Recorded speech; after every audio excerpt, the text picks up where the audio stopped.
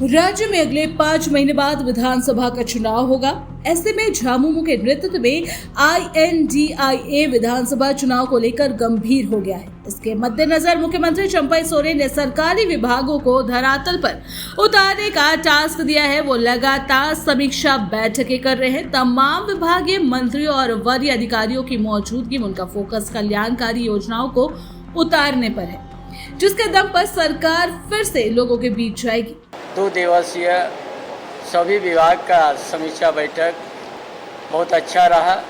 समीक्षा बैठक में हर विभाग का हर योजना का गहराई से जानने का हम लोग प्रयास किया और हर योजना समय पर पूरा हो, यही सोच के साथ हम लोग आगे बढ़ा, ताकि जो हमारा महागठबंधन की सरकार है 2019 में जो जनादेश प्राप्त करके हर तरह की परिस्थिति को हम लोग देखते हुए राज्य का हित में बहुत बढ़िया हम लोग योजना अंतिम व्यक्ति तक हम लोग पहुँचाने का काम किया। जो जंगल के बीच में गांव है और उस गांव को किस तरह से हम लोग सरकारी योजना पहुंचाएंगे, उसमें भी हम लोग सफल रहा।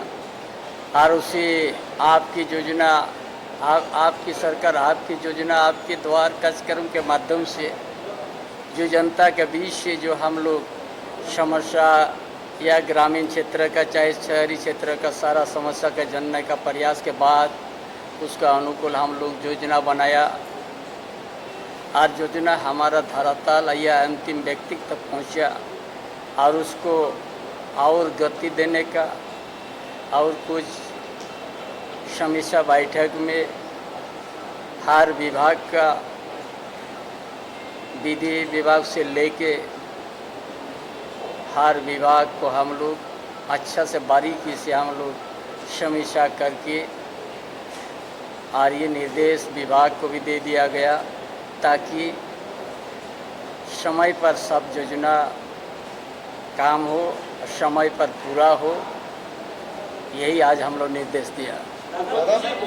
पूर्व मुख्यमंत्री हेमंत सोरेन ने जिन योजनाओं की शुरुआत की थी, उन्हें योजनाओं में अधिकाधिक लक्ष्य हासिल करने का निर्देश दिया गया है। सहयोगी कांग्रेस की तरफ से भी इस बाबत सुझाव आएंगे। पूर्व मुख्यमंत्री हेमंत सोरेन की पत्नी कल्पना सोरेन की भूमिका आने वाले दिनों में बढ़ेगी। लोकसभा चुनाव में उनके कंधे पर बड़ी जिम्मेदारी थी। हेमंत सोरेन की अनुपस्थिति को उन्हें गठबंधन के भीतर महसूस नहीं होने देना। राजनीतिक तरीके से उन्होंने न सिर्फ प्रचार अभियान में हिस्सा लिया बल्कि राजनीतिक विरोधियों पर भी निशाना साधा। कल्पना सोरेन विधानसभा के लिए निर्वाचित हो चुकी हैं। उन्होंने स्पष्ट कहा है कि समय कम है, उन्हें जो जिम्मेदारी दी जाएगी उसे वो निभाएंगी। राजकाज में भागीदारी के साथ साथ सत्तारूढ़ झारखंड मुक्ति मोर्चा में उन्हें बड़ा पद मिलेगा। वो केंद्रीय उपाध्यक्ष या महासचिव बनाई जा सकती है।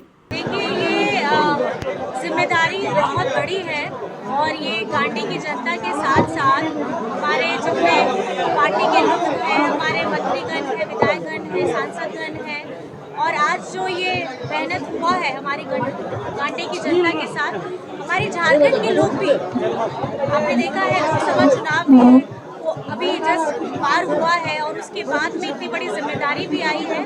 समय कम है लेकिन जितनी भी जिम्मेदारी बाकी है, ऐसे तो पहले से ही कार्यकाल में बहुत अच्छे काम करते हुए आ रहे थे, लेकिन अभी जो बच्चे कुछ काम है उसको मुझे पूरा करना है। समय कम है लेकिन मैं अपनी पूरी तरह से अपनी मैं जिम्मेदारी लेकर के मैं आगे बढ़ने का काम। एक बड़ी जिम्मेदारी झारखंड में आपको मिली हुई है। लोकसभा चुनाव में आपने जिस तरह से प्रदर्शन किया और उसका रिजल्ट भी आया, तो अब आगे का प्लान क्या है आप लोगों का झारखंड जो विधानसभा का चुनाव होने वाला है? देखिए अभी फिलहाल हमारे पास समय भी कम है, आप समझ सकते हैं विधानसभा पास ही आ चुका है और कहीं ना कहीं मेरे साथ साथ बाकी जितने हम लोग अपने गठबंधन के महागठबंधन के लोग हैं झामुमो के साथ, हम लोग सब अपने कर्तव्य पे अब आगे बढ़ चुके हैं। क्योंकि लोकसभा के बाद क्योंकि हमेशा होता आया है कि विधानसभा झारखंड में 6 महीने के अंतराल में रहता है, लेकिन कोड ऑफ कंडक्ट भी लगेगा तो 3 से 4 महीने ही बचे हुए हैं। तो 3 से 4 महीने में पार्टी के साथ में सबको मजबूती के साथ, और क्योंकि झारखंड की जनता ने अपार प्यार दिया है, स्नेह दिया है, आशीर्वाद दिया है, तो उसी जिम्मेदारी को आगे बढ़ाते हुए हम लोग पार्टी के सब महागठबंधन के हर एक कार्यकर्ता, हर एक सिपाही, हम लोग अपनी जिम्मेदारी बखूबी निभाएंगे। राज्य में आगामी 5 महीने बाद विधानसभा का चुनाव होना है और ऐसे में झामुमो के नेतृत्व में INDIA विधानसभा चुनाव को लेकर काफी गंभीर हो गया है। लेकिन मुख्यमंत्री की गंभीरता का असर विभागीय मंत्रियों और वरीय अधिकारियों की उपस्थित राज्य की जन कल्याणकारी योजनाओं को उतारने में कितना सफल होगा, ये आने वाला समय बताएगा। बहरहाल मुख्यमंत्री की इस पहल की तारीफ राजनीतिक गलियारों में खूब हो रही। देखिए, हमारी शुभकामनाएं हैं कल्पना सोरेन जी को। वो अपने विधायकी पारी की शुरुआत कर रहे हैं, लेकिन कौन से जलवा की बात कर रहे हैं। इन्होंने पूर्णतः स्थानीय मुद्दों पर चुनाव लड़ा था और स्थानीय मुद्दों में जो गठबंधन है वो 29 सीटों पर सिमट गया और हम 50 सीटों पर आगे रहे। तो अगर उनका जलवा रहता तो ये रिज़ल्ट उल्टा होता, 50 सीटों पर वो आगे होते और 29 सीटों पर हम आगे होते, लेकिन रिज़ल्ट तो कुछ और आया।